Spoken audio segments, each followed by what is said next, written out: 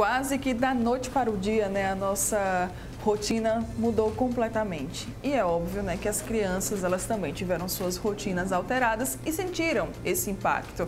E aí, né, estamos prestes a uma decisão de que pode ou não retornar essas aulas, e eles estão também aos poucos tentando se adaptar a esse novo normal. Mas enfim, né, como lidar com eles, com os pequenos?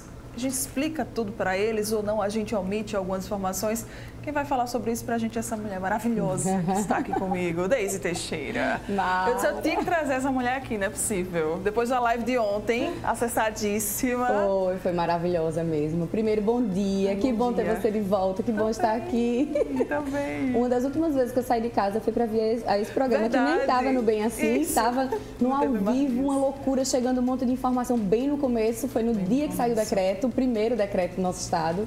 Né? Todo mundo muito tenso, uma agonia. Tudo, né? E parece que a gente esqueceu aqueles dias hoje. Às vezes eu tenho essa sensação. Gente, a gente esqueceu daquele medo, mas enfim. É porque é o novo normal. É o novo normal. Né? A gente precisa se adequar, se adaptar. E foi ótimo a gente ter marcado essa entrevista para hoje, porque você está cheia de informação. Cheia. Depois da live com a Sara, né? Sara Bianca, que ela fez uma live maravilhosa ontem, falando inclusive sobre isso, né? Isso, sobre a possibilidade de volta às aulas e os cuidados que as famílias e a escola teriam que tomar. O brinco caiu. Uma besteira.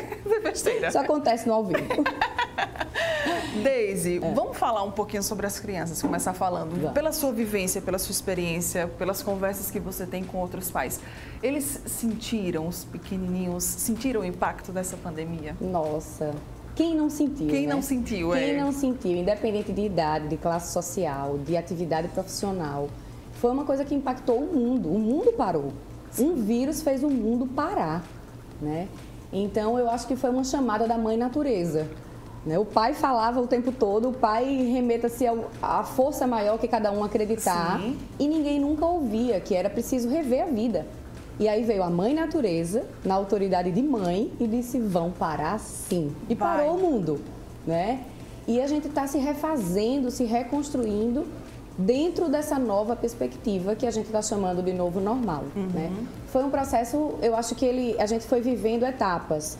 Assim como a gente vive o luto em etapas e vai progredindo, passa o período de negação e vai progredindo, mudando emoções, esse percurso eu acredito que por ter muitas perdas, não só perdas de pessoas queridas, mas perdas de liberdade, de sonhos, de projetos, né? Todo mundo teve que se refazer. Todo mundo. Teve alguma areazinha ali da vida que precisou ou ser adiada ou ser cancelada? Exatamente. E isso é uma perda. E toda perda gera esse sentimento do luto, né? Então, para todas as idades e para todas as pessoas, em intensidades diferentes, isso aconteceu. E as crianças não ficaram de fora, né? E ainda mais elas foram muito impactadas, como são normalmente, pelo sentimento dos adultos, que são os referenciais, né, nessa construção da personalidade, das questões emocionais. Os adultos são muito referência, por isso que eu sempre digo, pai e mãe tem que estar bem, para passar um pouco mais de tranquilidade, para diminuir essa ansiedade, esse medo.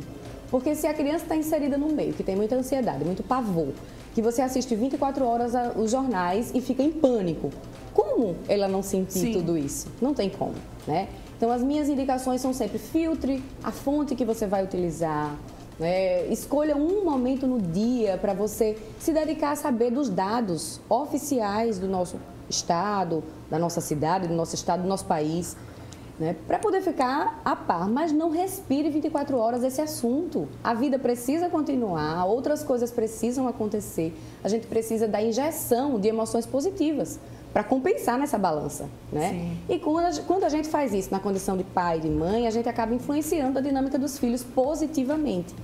E é isso que eu sempre digo, mãe é muito eixo. Mãe estando bem, filhos ficam bem. A gente consegue exalar uma energia que contamina. Na minha experiência, quando eu não estou bem, a casa toda desanda. É marido estressado, é menino estressado, é adolescente estressado, é todo mundo... É aquele clima ruim. Se eu estiver bem, eu boto tudo organiza, sabe? Aquela coisa mais prática, mais rápida. E essa é uma função quase que natural da mãe. Então a gente precisa fazer uso disso. As crianças foram e estão sendo muito impactadas. Elas perderam toda uma rotina que existia, né?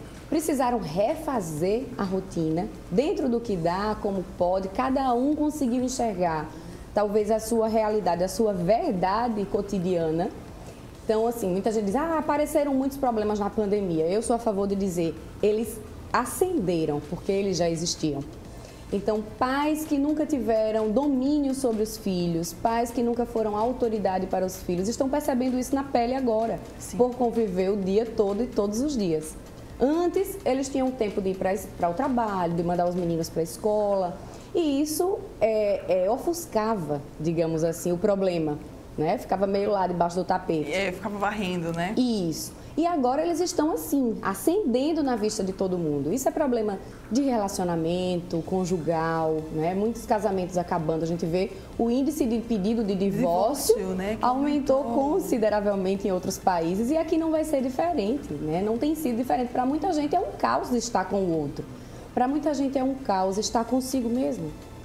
Então, esse momento é uma parada de vida geral, de forma individual e coletiva. E Deise, as crianças, elas devem saber de tudo ou não? Como você falou, assim, os pais também devem filtrar as informações que passam para as crianças. Veja só, a depender da idade, a gente acaba não tendo muito o controle do que chega, porque eles têm acesso direto, né? Se eles tiverem acesso à internet, a gente já não consegue ter o domínio total, principalmente na adolescência, na fase adulta, né? Mas enquanto criança, a gente pode filtrar. Então, assim, eu gosto muito de trabalhar com a verdade. Verdade, fatos. Você não precisa gerar pânico e estar dando informações que não são necessárias, como quantidade de mortes, quem morreu, como morreu. Não precisa. Esse é o lado mais doloroso da história. A gente não precisa ficar na ferida o tempo todo. A gente precisa explicar a gravidade da situação, né, da forma mais técnica e realista possível. Precisa conscientizá-los do papel individual que cada um tem nessa saúde coletiva, porque isso é um problema de saúde coletiva. Mas cada um individualmente pode e deve tomar ações, né, que vão minimizar esse crescimento, essa disseminação. Então, os meus filhos, por exemplo, eles estão desde março dentro de casa, saem pontualmente para questões assim, foi o aniversário da minha mãe, a gente fez uma reunião, cada um no seu carro, então vai de máscara, álcool gel o tempo todo na mão, tocou em alguma coisa, porque eles sabem como é que o vírus transmite. E isso eu acho essencial que as pessoas falem. Não dá para esconder, não dá para dizer que é um bichinho, não.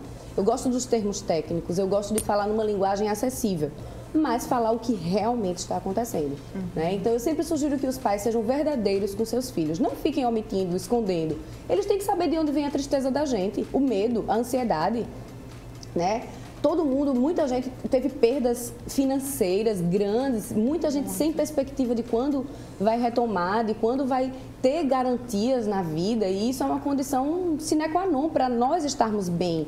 Né? A estabilidade financeira, ela dá essa tranquilidade. Ela não resolve a vida, mas ela dá uma certa tranquilidade. E muita gente está sem isso. E o filho precisa saber de tudo isso, né? Saber por que não pode pedir